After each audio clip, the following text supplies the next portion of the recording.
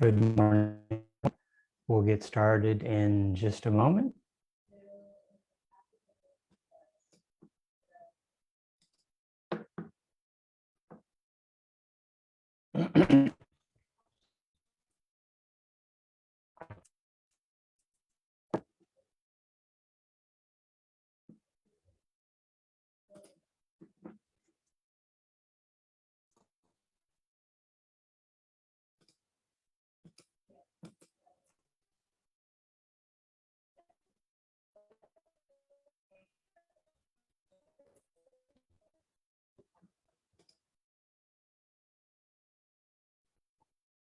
Good morning.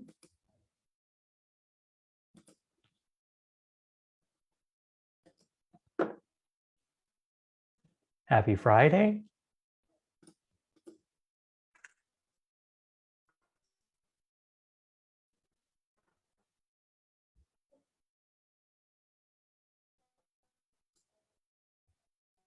Start in just a moment.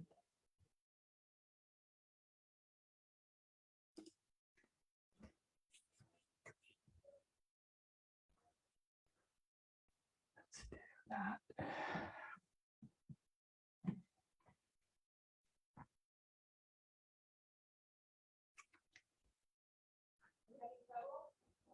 Now I'm getting started.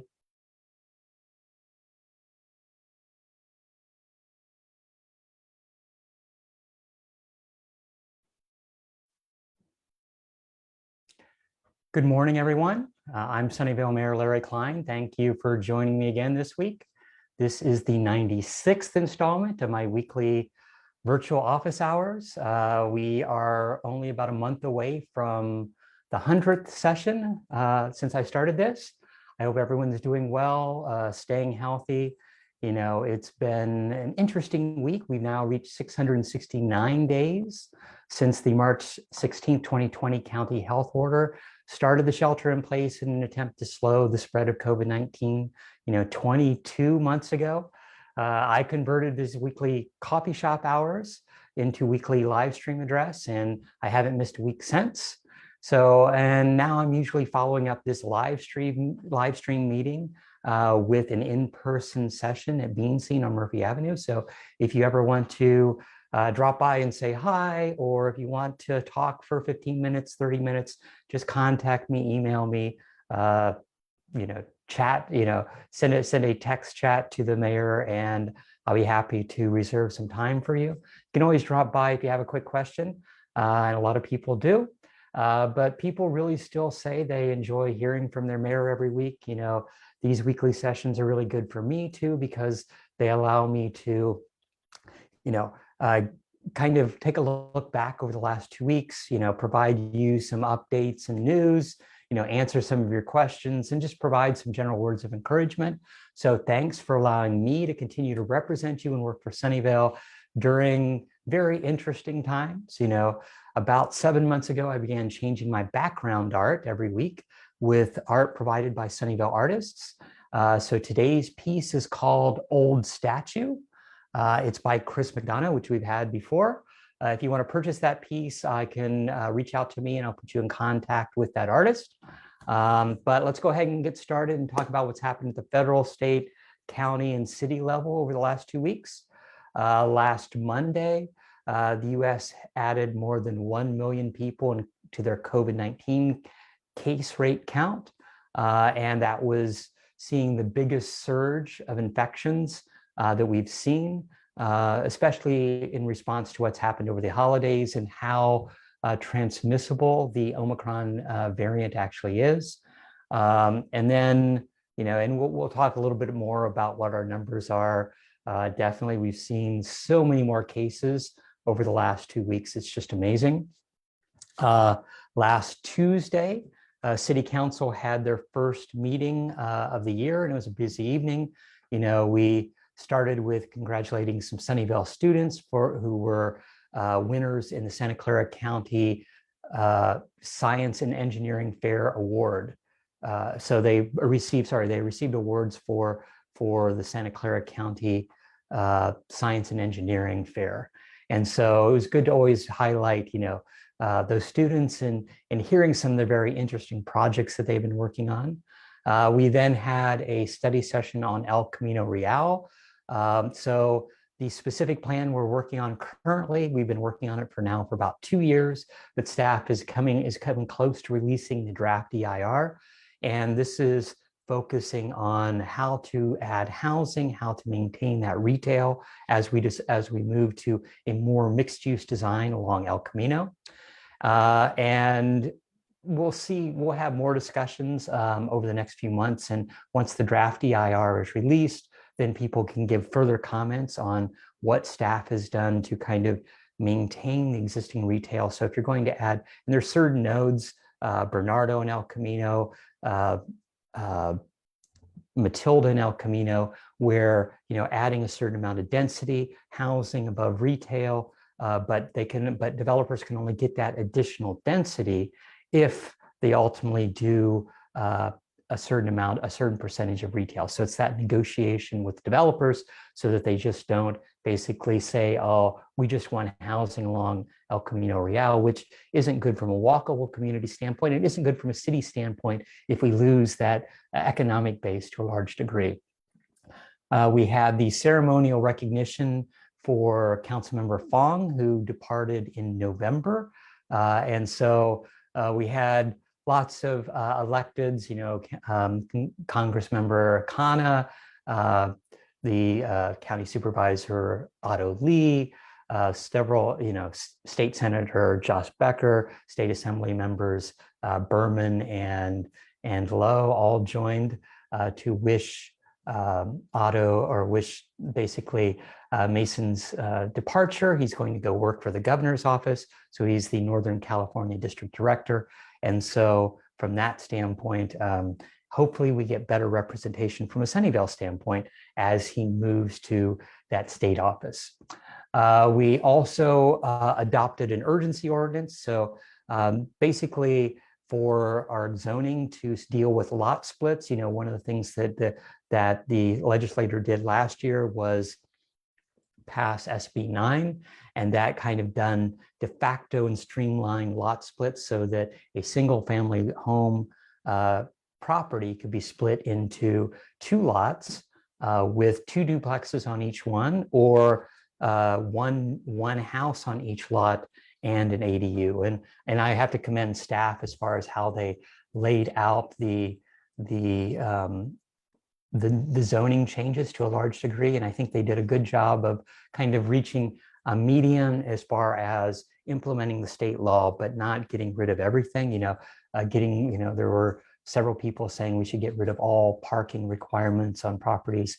And especially if you went from 1 home to 4 homes and not at least having a certain amount of parking requirements, I think you can conceivably see those cars being put into the street. And as much as people like the parking in front of their house, it is city thoroughfare. And whenever we have to remove a certain number of parking spots for bike lanes or something of that nature, it never goes over well. So we'll see. We'll see where we did our first emergency ordinance. We'll do some tweaking as the year goes on, but at least puts and we'll add a certain amount of objective standards. But I think it basically clarifies what the city's position is and makes it easier for developers and city staff to move forward on any proposed projects. We also purchased property, or at least approved the purchase of property that was owned by the SFPUC right on our eastern border with Santa Clara, so right near Fairwood Park, Mazzano Way.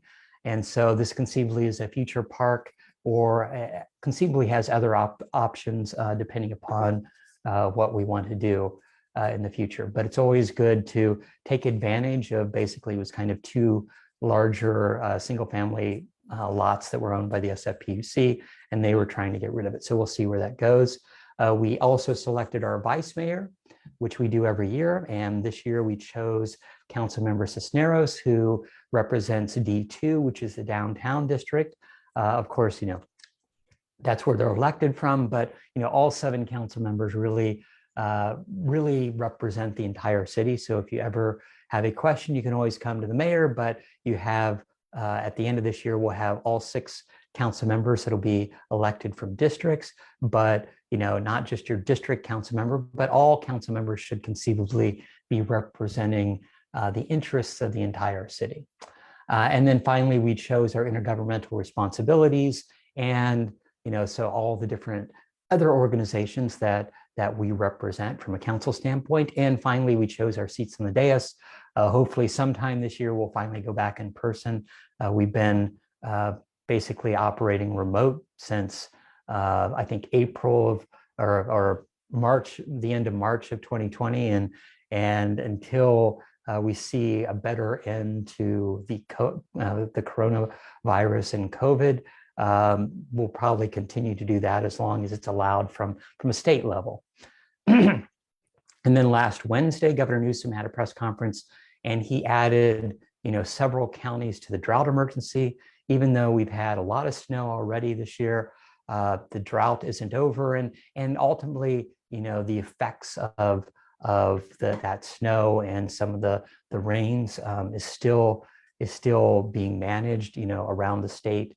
And ultimately, the State Water Board actually voted to approve emergency rules to prohibit wasteful use of water statewide. So that includes hosing down driveways and sidewalks. And Sunnyvale Council had already put in a certain amount of drought restrictions regarding, how often you can water your lawn if you have lawn. And the state level also basically said that they now can fine violators $500, although the enforcement is ultimately up to a local water agency. So the rules expire in a year, and we'll see what the rest of this winter season is, and hopefully it'll be a good amount of rain or continual rain coming through, so that we can't, so we won't have to continue to shower with buckets in our showers every day. But ultimately, it's like from a good standpoint, we have a good start to the season, and hopefully we continue to get that rain. Last Wednesday, Santa Clara County Health had a press conference, and they announced that COVID cases had gone up about 5 times as much in the last 2 weeks. And that's both from a California standpoint and here in Santa Clara County. But Dr. Ribeiro predicted, that trajectory that we'll be following what's happening in an East Coast pattern as we continue to see surges. And, from looking forward, hospitalization and deaths conceivably will surge some point afterwards. We haven't seen that yet, but conceivably because of vaccines and boosters, and definitely how Omicron doesn't affect people as harshly as some of the other variants. It's, some people say it's just the sniffles or a cough. Ultimately, people that are getting it, they're quarantining, but not being hospitalized as much as we thought. Let's see. And then last Sunday, so last weekend, there was a free bike repair and safety check event at Plaza del Sol. So it was good to be out there and see some people getting their bikes tuned up and making sure that they're ready for 2022. It's always good to see people, maybe follow through on some of their resolutions that they want to get out on the bike more. Ultimately, they also taught people what kind of ABC quick check to do every time you get on your bike. But for those of you that missed it, there will be another bike workshop in March. So stay tuned for that, and I'll give you more information. I think it's going to be on a Saturday next time. And then last weekend, of course, we also had 2 new restaurants open up here in Sunnyvale. Tandoori Pizza on Washington Avenue opened up, and I was happy to meet the owners and see, it's basically an East Bay restaurant that moved into Sunnyvale. And I've already heard from multiple residents that have actually enjoyed it, and I enjoyed my tandoori pizza too. So if you get a chance, go by. And then Peggy Sue's open. So, in 2020, Peggy Sue's closed both of their San Jose locations. And Peggy Sue's had been a mainstay in San Jose for many, many years. Ultimately, that 1950s diner sort of style. But they opened here at Fair Oaks and Tasman. If you get a chance, go by. They're open for breakfast as well as lunch and dinner. But they're known for, of course, their burgers, fries, shakes. I think that's the biggest thing. And then all their it's a full bar, and they don't have outdoor seating yet. The tables are coming in soon, but they have all their old decor that if you went to the locations in San Jose, it's all, the wall is filled with, photos from movies and, photos from the 1950s and 60s that is kind of like walking back in time. So if you get a chance, go visit and say hi. And then as far as this week, on Monday, Governor Newsom unveiled his $286 billion budget proposal. That's about 9% bigger than last year's spending plan. And, and a lot of this is based upon strong economic recovery and tax revenues that continue to roll in, a little more than anticipated. And then it's also a certain amount of additional federal funds that have been approved. Some of the infrastructure funds go straight to the state. They don't go to the municipalities. I did a lot of advocating with Congressmember Khanna on trying to get, certain things into the infrastructure bill for Sunnyvale. And as much as they've been proposed, that ultimately coalesced into a big check that went to the state instead of to the city. So hopefully we'll get some portion of that. Newsom's administration also had about $21 billion in discretionary surplus for 2022, 2023, and then tens of billions of dollars for schools and pensions and payments for retirement and reserve accounts. So it's looking, very good from that standpoint. The governor also doubled down on billions of dollars in funding for the San Joaquin Valley segment of high-speed rail.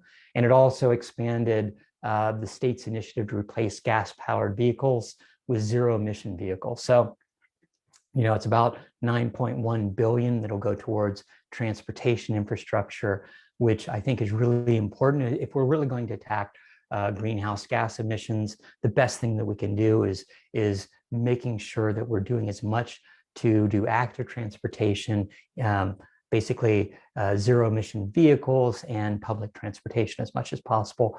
The proposal ultimately is just a wish list for the governor, and then it goes into negotiations with lawmakers ahead of the June deadline for the budget. So we'll see. There'll be a lot more over the coming months.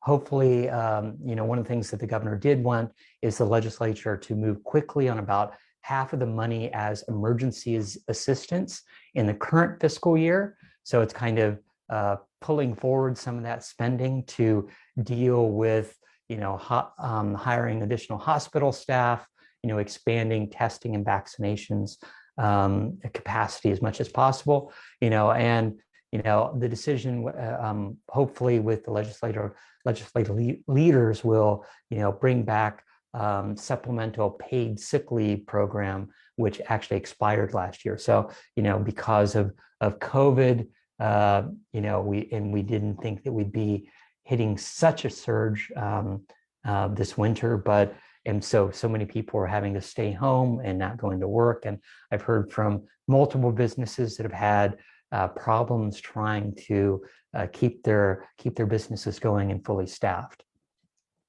And then on Tuesday of this week, Santa Clara County supervisors met, and I attended most of that meeting. There were several things of interest that I was there to advocate for. One of which is the supervisors approved teacher housing in Palo Alto.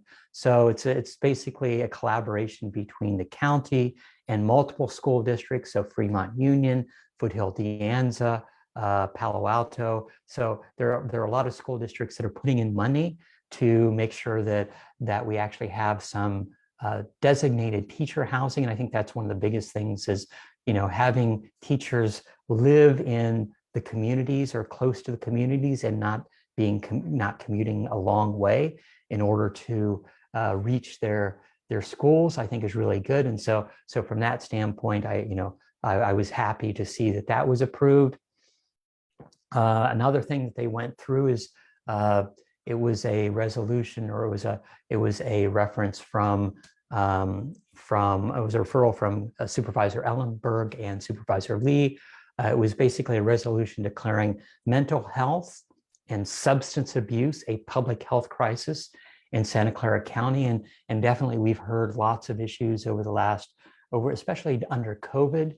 But, I think the mental health effects on people of all ages have been really, really critical. And, has not been an easy almost 2 years now, especially.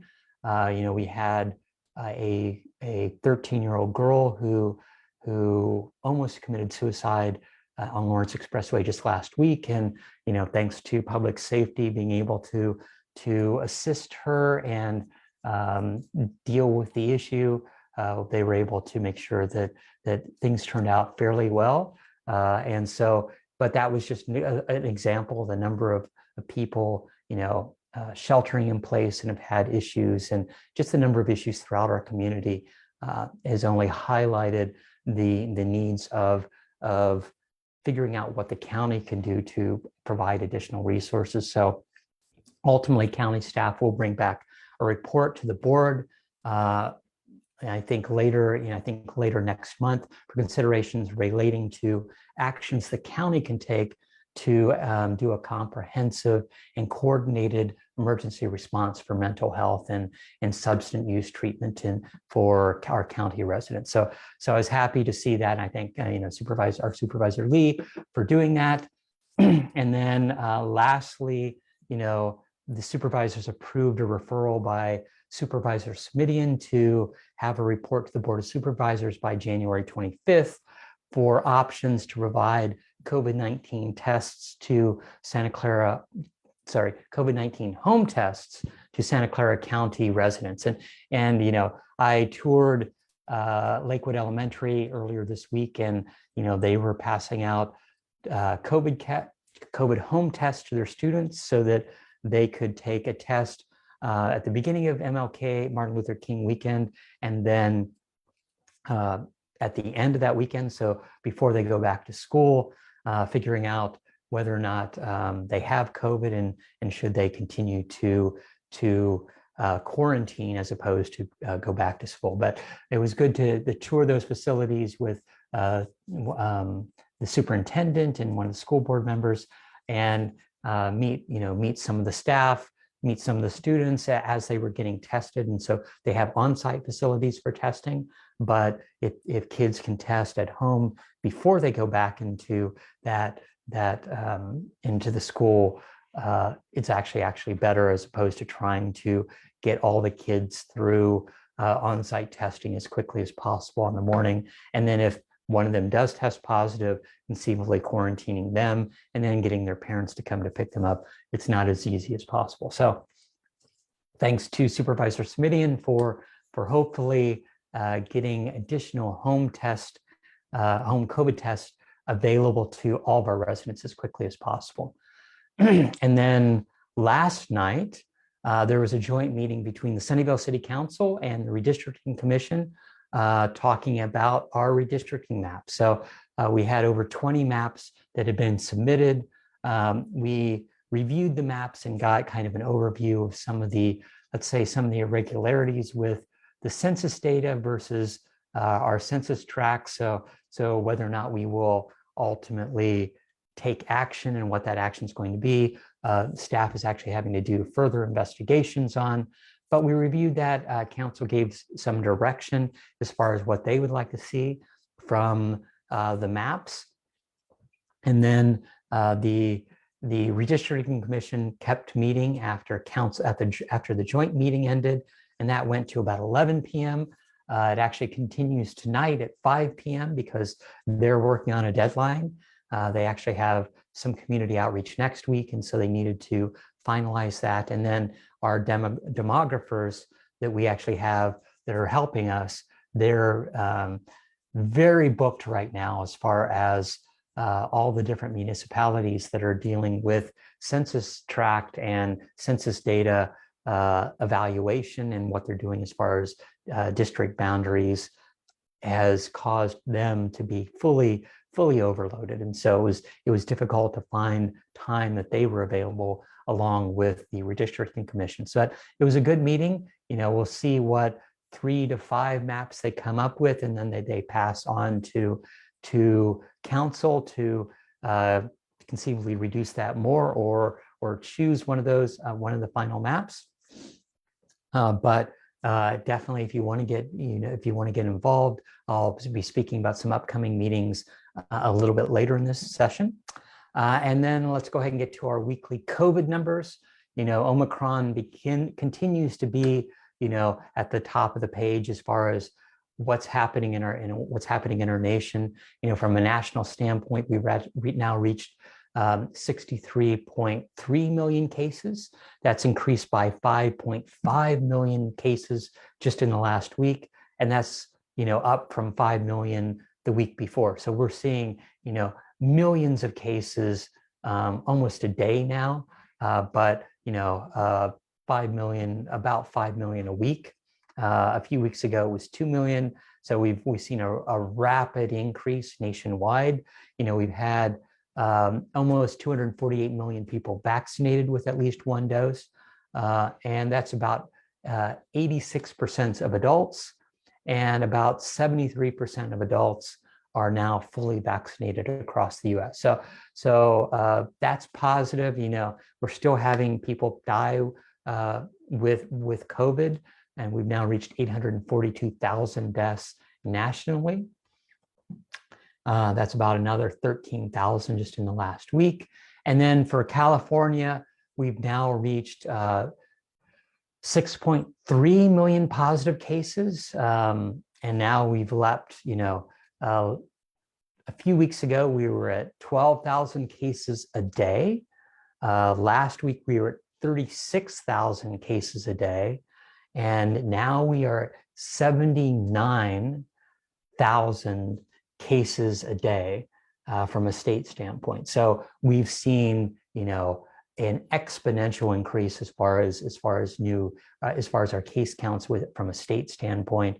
We're now at about 23% test case positivity over the last 8 weeks. And so that's the average of the last 8 weeks of about a quarter of the people that are testing actually have COVID or testing positive with COVID. And, that it really shows that the numbers just in the last week or two are tipping those scales and rapidly increasing what that average is from a state standpoint. And we continue to have, people dying from COVID around the state. We have 800 deaths in the last week of people that had COVID, and that's now reached about 77,000 fatalities since this pandemic began. On a positive note, we've almost had 67 million people, or 67 million vaccines administered, about 1 million just in the last week. We're still about number 10 on states with residents with at least one shot, which is about 80%, and number 15 on states with residents that are fully vaccinated at 72%. From a county standpoint, things kind of reflect what's happening at the state level. Yesterday the county reported a new cumulative test case rate, or test case total of 218,000. That's up over 35,000 just in the last week. And so it shows how much testing is going on within our county. But, a week ago was 18,000, and it's about doubled to 18,000 to about 35,000, just over 35,000. And so we're reflecting the state not as bad as it is across the state, but a similar sort of number that we're seeing here. And we've had, another 7 additional deaths related to COVID just in the last week. So we're now at 1,951 deaths. On a positive note, 92.8% of those 18 and older are fully vaccinated, and almost 60% of those that are eligible for the booster have already received the booster. So, that's actually very good from a county standpoint, best county in the nation for a county our size. And, I continue to do a lot of advocating on our city's behalf, whether or not that's, directly talking to county health, talking to our county supervisors, or speaking at the county supervisor meetings. But things are, as far as testing is concerned, we're continuing to have testing twice a month here in Sunnyvale.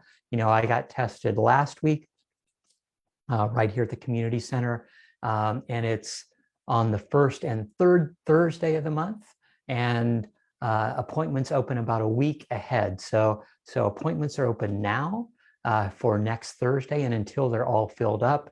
And then that location closes as far as getting an appointment. So those are not drop-in, so all you need to do is go to sccfreetest.org, and you can conceivably set up your appointment for January 20th. They're giving tests from 9:30 a.m. to 4 p.m. Appointments do go quickly, and I think that's across the county right now. You're seeing, it open up, new sites open up every morning because the county's doing testing around the county at different cities, but they people rapidly sign up to get those tests and get those appointments because a lot of people think that they've possibly been exposed, with the number of positive test cases in the county. It's only obvious that a lot of people are, getting exposed as far as that's concerned and passing it on to other people. As far as getting vaccinated, as far as getting a flu shot, all you need to do is go to sccfreevax.org, vax.org, and there's lots of locations around the county that you can get your vaccination. Most of those are just drop-in, and ultimately, most people have already been boosted, although there's still people that still need to get boosted. So if you haven't, definitely go out. It's easy to do, and the county is trying to make it as accessible as possible. Let's go ahead and get to some upcoming events. So the Friends of the Library book sale that was supposed to happen this weekend has been postponed because of COVID, of course.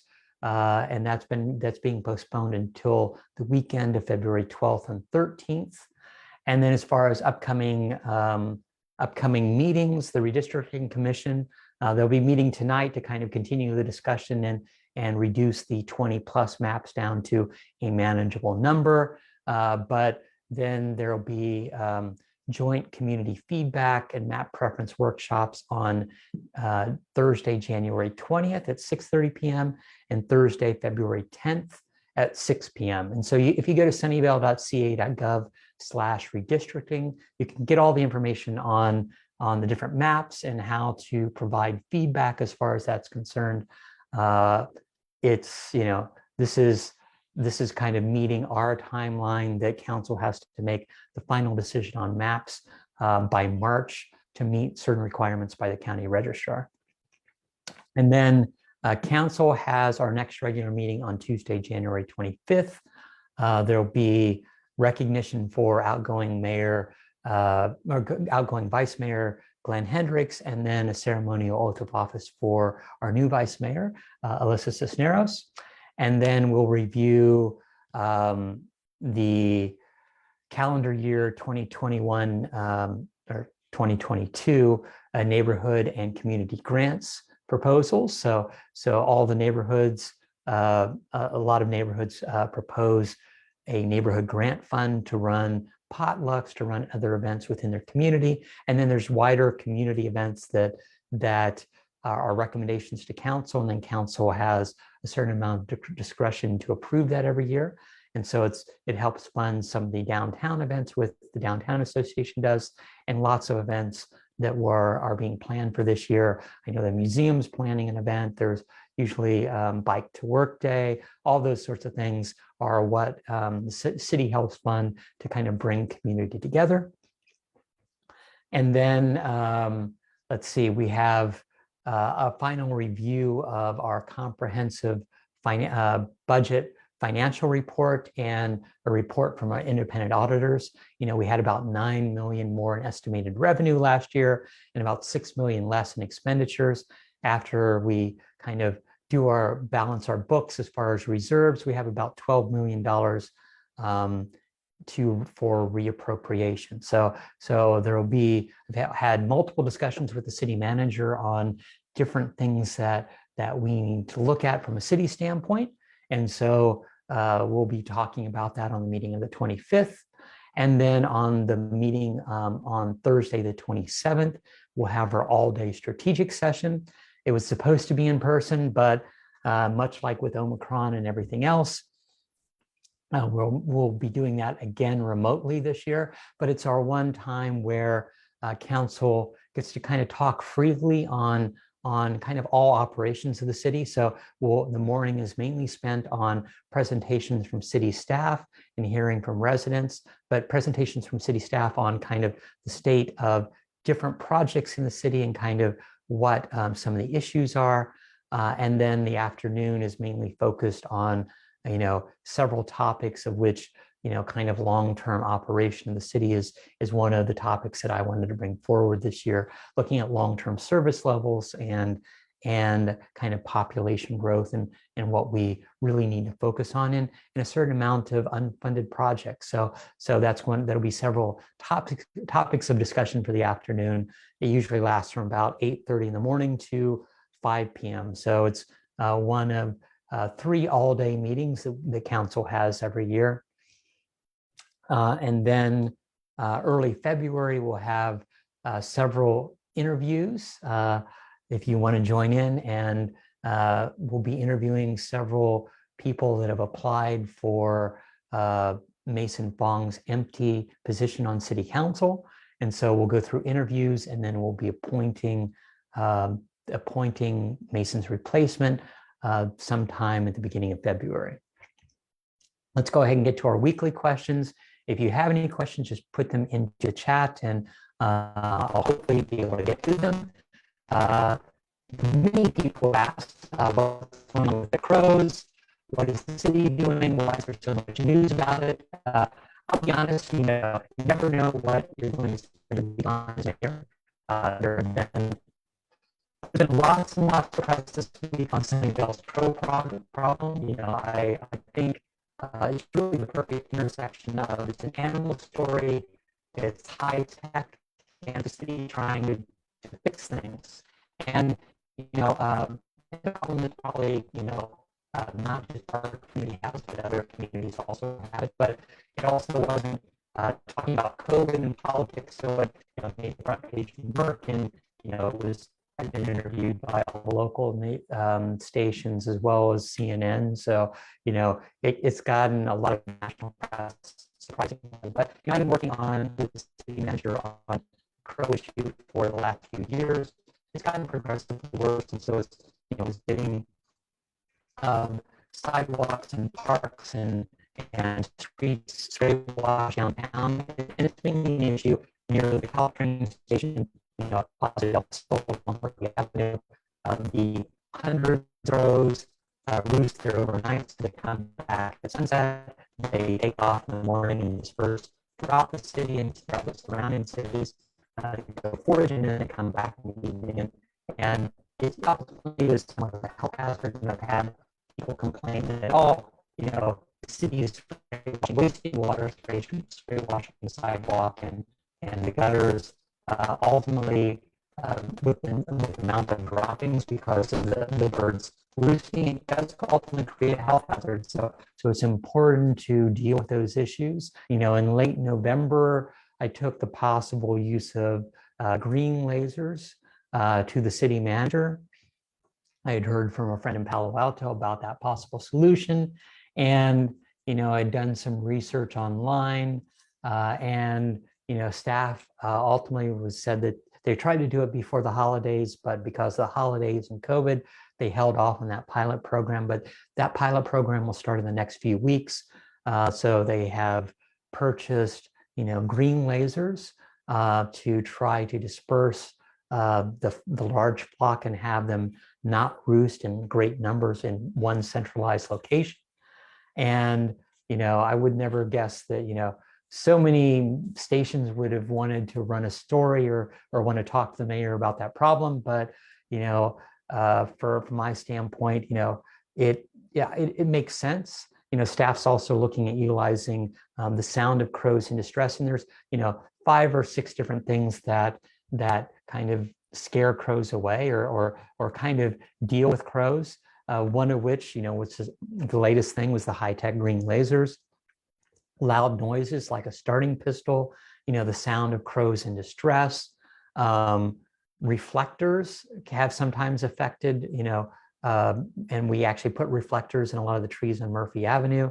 That being said, because they're not there when the sun is, the reflectors don't really distract them. And so you'll see, if you go downtown on Murphy Avenue, you'll still see some of the reflectors in the tree. And then you also see effigies. So basically, effigies of dead crows scare them away for a short period of time. But, crows are very, very smart. And, ultimately they will figure out that that's, crow effigies or owls aren't really there and alive.